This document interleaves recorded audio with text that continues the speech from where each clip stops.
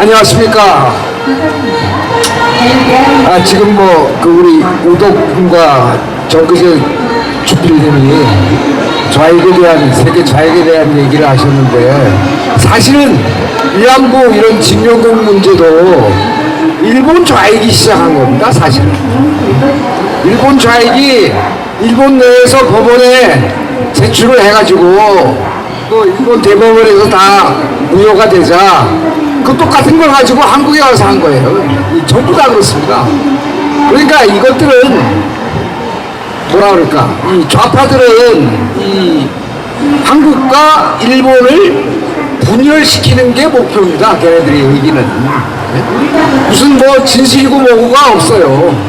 그냥 분열시켜야 돼요. 그러니까 좌파들이 하고 있는 그 정책이 남녀간에 분열시키죠. 페미니즘 이런 걸로. 그 다음에 또 동성애, 이성애 이런 걸로 또 분열시키죠.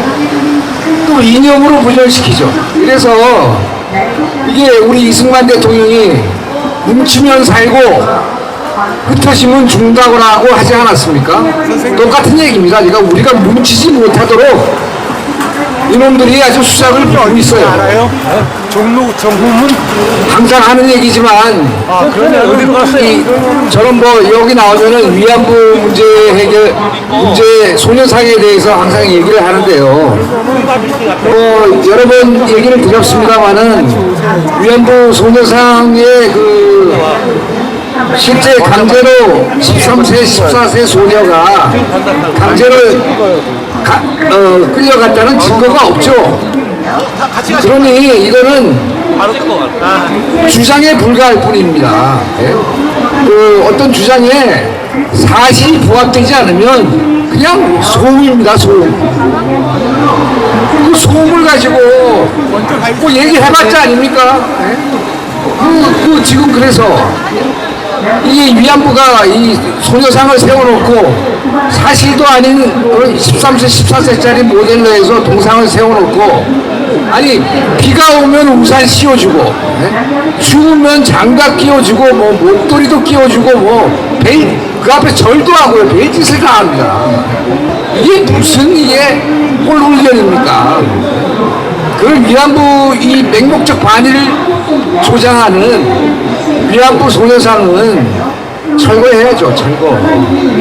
철거가 정답이고, 또 생각나는 게 있는데, 이 위안부 소녀상을 갖다가 만든 동상 제작자, 이 양반은 또 그거를 한 100개, 국내에 130개, 해외에 한 30개 만들어가지고 재미를 좀 봤죠. 그랬더니 또 징용공 노동자상을 만들었어요. 그걸 만들어가지고 용산 주변에 한 10개 이 정도 만들어가지고 세워놨는데, 그거를 우리 공대의 이용 박사님이 그거는 위안부 동상 징용공 동상 그거는 일본 염전 노예를 염전에서 일하는 일본 노동자 상이다. 이거는 사실과 부합되지 않는다. 이렇게 얘기를 해가지고 거꾸로 자기네 동상을 이제 계속 만들어야 수익도 올리고 할 텐데, 그거를 이윤 박사를 명예훼손으로 고소를 해가지고 전부 판결을 이윤 박사가 다 이겼죠. 그래가지고 징용공 동상은 이제 못 세우는 거로 됐습니다. 그래서 이 위안부 이 소녀상 이거는 정말 우리가 이거를 국내에든 해외에든 설치할 이유가 하나도 없어요. 그래서 무슨 실익이 있습니까? 이걸 동상을 세운다고 칩시다. 그러면 일본을 비방해서 우리가 얻는 건 뭡니까? 아무것도 없어요. 100년 전에 우리 우리 식민지 시대 때 위안부 소녀상이 사실이라고 해도 가정을 한다고 해도 그런 거 외국에 세우면은 우리 선조들이 무능했다는 걸 알리는 게 되는 거고 그렇지 않습니까? 그리고 또 일본을 그 비방해서 우리가 이득 보는 게 뭐가 있습니까? 아무것도 없어요. 실익이 없는 걸 가지고. 아니 60년 전에 한일협정을 체결해가지고 이 청구권, 개인 청구권 이런 뭐 모든 청구권이 완전하고 최종적으로 해결됐다고 선언을 했는데 또 뭐 배상을 하라 어쩌고 저쩌고 60년 전에 우리가 찢어지게 못 살았어요. 어? 그러니까 뭐 그것도 뭐 못 살았으니까 배상하라 이거 뭐 할 수도 있겠죠. 근데 지금은 상황이 다르지 않습니까? 이제 일본과 어깨를 나란히 할 정도로 경제적으로 윤택한 나라가 됐는데 그런 걸 꺼내가지고 얘기를 해봐야 도대체 얻는 실익이 뭡니까? 그렇죠. 그러니까 우리는 이런 것들을 이런 운동을 정말로 저기 정계 위안부 소녀상 이런 국내에 세워진 것도 그렇고 해외에 세워진 것도 사실이 아니기 때문에 철거하는 쪽으로 가닥을 잡아야 됩니다. 국민적으로. 그리고 이게 지금 미국에도 보니까 그 뉴스를 보니까 미국의 그 LA 아니 그러니까 그 뭐죠 LA 쪽이 그 뭐지 그 캘리포니아 캘리포니아 CSUN이라는 뭐 대학에서 뭐 이용수 할머니 위안부 장학금을 뭐 만들어가지고 예? 1년에 1만 달러씩 준답니다. 예? 이게 그러니까 이게 사실 우리와 그 일본 간의 문제가 아니라 거기서도 국제적으로 그 이것들을 이렇게 부채질하는 세력이 있어요.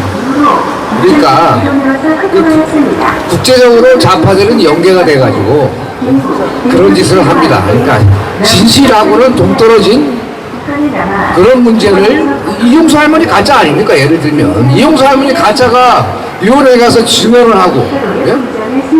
미국 국회에 가서 증언을 하고 이게 뭐 전부 엉터리 아닙니까? 가짜가 무슨 증언을 합니까? 그런 걸 받아들여주는 그 미국도 잘못됐죠. 예? 그러니까 우리가 이 위안부 소녀선 문제는 우리가 열심히 해가지고 빠른 시일 내에 철거하도록 해야 되겠습니다. 한 말씀 더 드리면은 문재인 정권이 2018년도 10월 말에 이 뭐 진용공 배상 판결을 해가지고 뭐 말도 안 되는 판결이죠. 국제법상으로 있을 수 없는 얘기죠. 예? 어떻게 65년에 전부 해결된 문제를 가지고 뭐 말도 안 되게 판결을 하니까 그 당시에 뭐 지소미아 뭐 화이트 리스트 일본에서 화이트 리스트에서 제거를 했죠. 그거를 우리나라를 그래가지고 굴욕적으로 지소미아를 취소도 못하고 마지막에 그냥 유예한다는 말도 안 되는 그런 그 문재인 정권인데요. 그러니까 이 판사들도 그렇습니다. 대법원 판사들도 아니 진실과 그 논리를 가지고 판단을 해야지 정치적으로 이념과 코드로 판단을 해요. 이 사람들이. 예? 아니 무슨 증용공 배상 판결하는데 독립운동하는 심정으로 판결했다 이런 말을 했는데 그거 판사가 그렇게 판결하면 됩니까? 우리가 지금 식민지입니까? 그러니까 이게 이 모든 우리나라 지금 질서가 바로 잡아야 돼요. 사법부부터 엉터리 판결을 하니까 이런 일들이 벌어지는 겁니다. 지금 그 윤석열 대통령이 그 사법부 판결을 되돌려야죠. 그 꼼수를 서가지고 제3자가 갚아준다고 하는데 이게 그리고 또 어제 일본 대사가 보니까 주한 일본 대사가 보니까 뭐 일본도 성의를 보여라 뭐 이런 얘기를 하는데 일본이 왜 성의를 보입니까? 예? 그럼 발상 자체가 잘못된 겁니다. 그러니까 이거는 이 국내 국제법을 우선시해가지고 그 미국도 일본 편들이지 않았습니까? 그 당시에 지소미아 때. 예? 그러니까 이 2018년에 대법원 판결을 바로 잡아야 돼요. 이런 식으로 꼼수로 피해 나갈 게 아니라 이상입니다. 마치겠습니다.